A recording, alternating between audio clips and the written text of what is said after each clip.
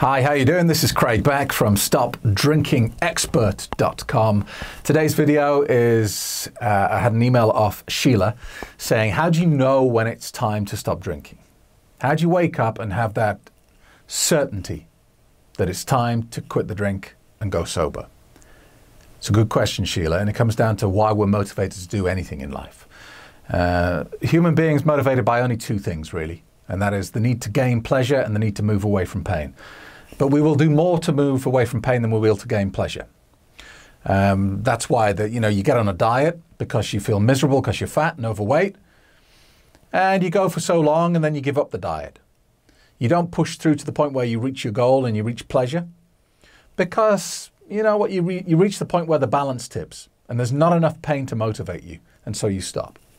Now with alcohol, some people think you have to hit rock bottom. You know, you have to lose the house, lose your relationship, lose your job and have nothing. And I don't believe that is the case, because there's no need to go to that extreme. You just have to get to the point where the pain of drinking is more than the pain of not drinking. And it might sound strange to say that there is a pain attached to not drinking, but that's a psychological point of view. You know, people don't quit drinking, don't get on this path because they believe that life will be painful without alcohol. You know, people incorrectly associate a lot of benefits with alcohol, and they think, you know, if I quit drinking, how am I going to have a social life? How am I going to have confidence? How am I going to get to sleep at night? How am I going to relax after a hard day at work? I'm going to have no coping mechanisms. Oh my God, quitting drinking is going to cause me pain. And when the balance is tipped like that, then people don't take action because there's just not enough motivation. They understand that quitting drinking will give them a load of good stuff, but they also believe that quitting drinking will give them much more bad stuff. And so they stay stuck in this kind of conundrum, this catch-22, where they know they want to stop drinking, but they're terrified to do so in case all this bad stuff happens. So you have to get to the point psychologically where you believe that continuing to drink is going to make you massively more miserable than stopping drinking. And what you discover is when you quit drinking is that all the things you believed alcohol was giving you was an illusion anyway. And so you become exceptionally happy as a sober person. But it's taking that first step, it's taking that first committed step that is the big problem for a lot of people. And you can't do this half-heartedly. You know, I had an email from someone the other day saying, I've seen your website and I don't believe it will work for me, and so I'll give it a go, but my expectations are low, and if it doesn't work, I want a full refund immediately.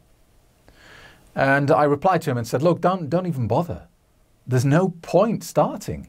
If you come in with that mindset that it probably isn't going to work, it's going to fail, and I'm going to need a full refund, all you're doing there is you're trying to find evidence to back up your belief that stopping drinking is impossible and painful.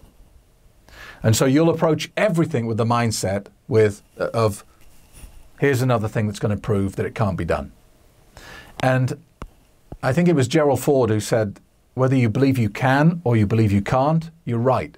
And that is so true with alcohol. If you believe that it's impossible to stop drinking, then that is the truth for you. That is the reality. And you'll never change that, and I'll never change it. No book or system ever will, because it is your belief structure. And there is nothing more powerful than what exists in your subconscious mind. Now, if you wake up one morning and you go, that's it, I've had it, I'm sick of waking up feeling terrible, exhausted, full of guilt, full of regret, I'm sick of letting down my friends and my family, I'm sick of being tired all the time, I'm sick of spending all my money on this poison that makes me feel terrible, I want it out of my life. When you're at that point, then magical things can happen. Now, most people don't get to that point. Most people go, oh, I'm going to have to cut down on my drinking. I'm going to have to drink less. Oh, maybe if I only drink at the weekend. Or maybe if I switch from spirits to wine. Or maybe if I only have 2 beers. And they start coming up with bullshit, halfway measures. And this is exactly what the drug wants, because it knows you can't sustain it. I like to describe alcohol as this evil clown that lives inside your head. And he knows exactly how to pull your strings because he lives inside your head. And so he will whisper in your ear and say, you know, maybe cut down on your drinking. Instead of drinking every night, why don't you drink every other night? That'll help. And it sounds logical. Sounds like you could do it, right? And you go, yeah, I'm going to do that. Guess what? Within a week, you're back drinking every night again. Exactly as the clown knew you would. Because that is the nature of this drug. So, how do you know when it's time? Is when alcohol is making you so miserable, you just want it out of your life. And you're ready to give it your all, 100% commitment. And when I do coaching sessions with people one-on-one, what I tell them to do is to go a bit nuts about this. You can't be half-heartedly sober. You have to be passionate about it. It has to take all of your power for at least a month just to get you in the routine. You have to become like a vegan. You ever met a vegan? Oh, you'd know. Within 7 seconds, they'll tell you they're a vegan. They're passionate about it. They want everyone to know. You need to be like that about alcohol and not drinking it. You need to be that committed to it. And in the same way that, you know, a vegan is unlikely to go, oh, you know what, I'll just wear a leather jacket today. That won't make any difference. That is a fundamental break of their moral character and what they believe in. They would never do that. And alcohol needs to become that to you. It needs to be, I would never do that. It's just not who I am. It's not a part of my being. And when you get that sort of passion and commitment, then you can really tackle this. And you can do the course with me, and it's easy. You'll be shocked at how easy it is. When you get that passion for doing this, then you breeze through the course, and it just happens. So, Sheila, thank you for the email. I hope that helps. It's all about pleasure and pain. And if you're still umming and ahhing about quitting drinking, it's because you don't have that balance set right. You associate just as much pain with stopping as you do with carrying on. And you can't work with that. You need to find evidence to support the direction you want to go in. You need to become passionate and obsessed about the direction of sobriety. Don't forget to subscribe to my YouTube channel. Spread the word, please.